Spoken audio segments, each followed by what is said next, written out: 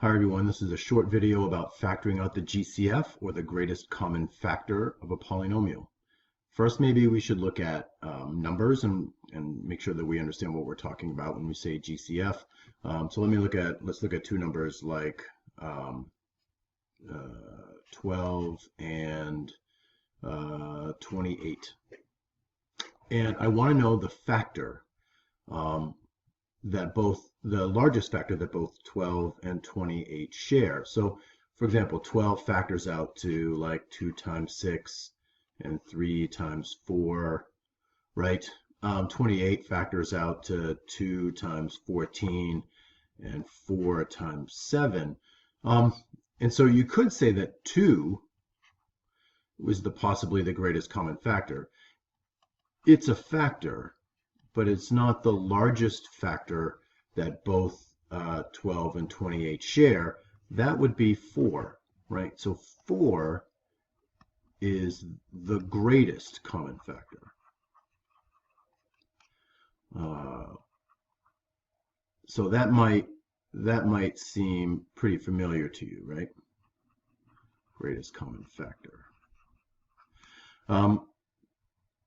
But it's a little bit more, we have to think about it a little bit differently when we're looking at variables. So for example, and we talked about this in class, if I have x cubed, x squared, and x to the 7th, the question is, well, what is the greatest common factor when we have a series of variables raised to powers, right?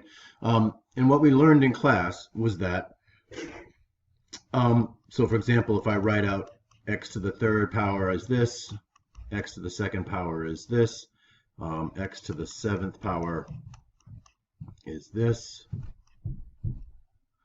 5, 6, 7, and we look at how would we factor these.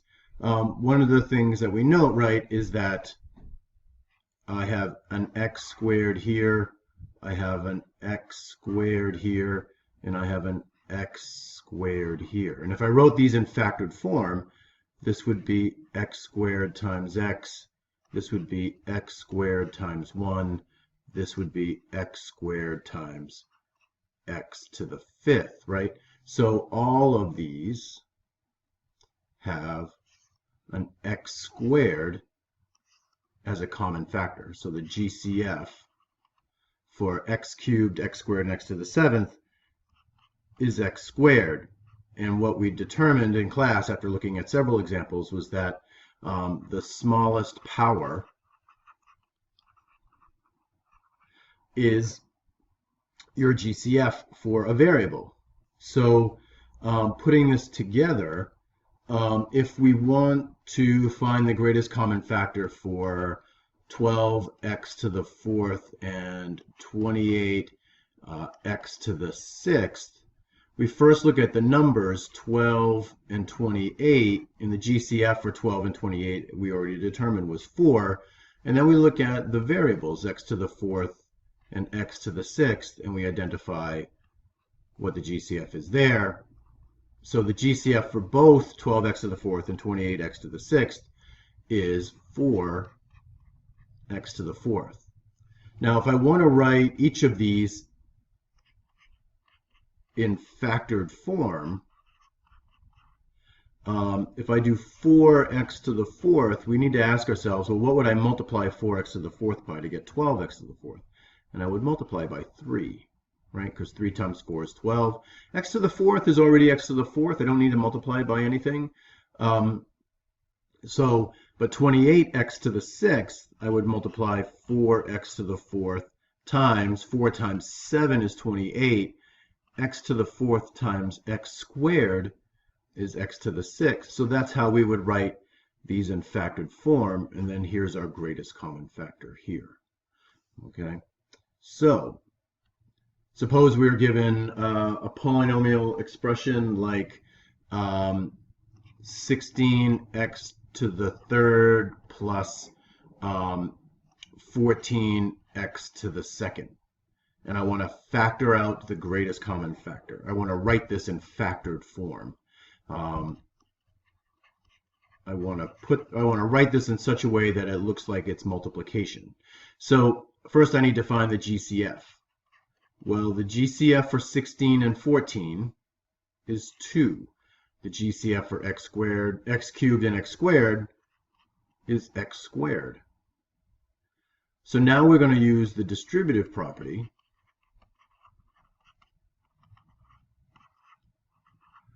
and we're going to rewrite this in factored form. So if I factored out 2x squared, what would be in the parentheses here so that when I did my distributive property, I end up back here at 16x cubed plus 14x squared. So I think, okay, 2 times what is 16? That would be 8. X squared times what would be x cubed? And that would be x squared times x. Then I think 2 times what is going to give me 14, and that's 7. X squared times what will give me x squared? That's just 1. So this,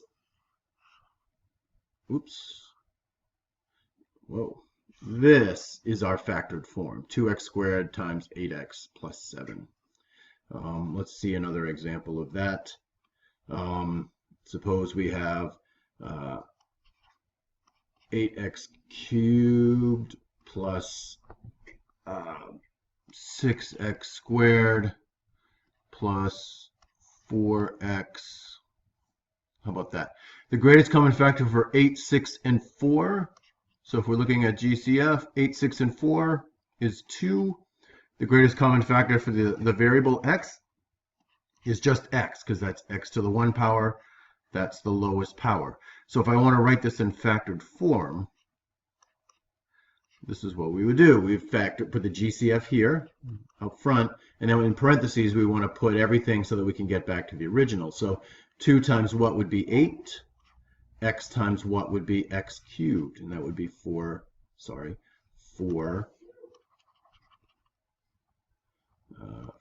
squared. Then we think 2 times what would give us a positive 6, and that would be a positive 3. X times what would give us x squared, and that would be x. Last, multiply 2 times what to get 4, that would be 2. X times, we don't need to multiply anything times x because it's already x to the 1 power. So that's how we would write this in factored form. So this is a very short video about how we factor out the greatest common factor.